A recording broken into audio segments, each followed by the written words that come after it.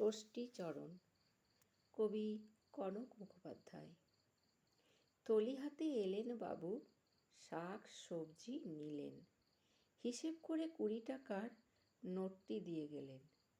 চটজলদি হিসেব লিখে পিছন পিছন যায়। বলি, বাবু দেখুন আরও 20 পয়সা পাই। যা কিনেছেন সব লিখেছি, হিসেব দেখে নিন। রেজকি আছে? খুচরো যদি না থাকে নোট দিন। অট্ট হেসে বলেন তিনি, হিসেব দেখাচ্ছিস? এই নে টাকা। কোন স্কুলে কোন ক্লাসে পড়িস?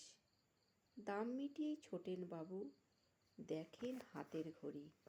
শুনলেন না কোন স্কুলে কোন ক্লাসে পড়ি? গাঁয়ের ছেলে ষষ্ঠীচরণ, শ্যাম কামারের বেটা। স্কুলেতে পড়ি কি না সবাই জানে সেটা। আমি পড়ি, ময়না পড়ে, পরে নবা মাঝি। ওনারা শুধু ভাবেন আমরা আগের মতোই আছি, আমরা আগের মতোই আছি।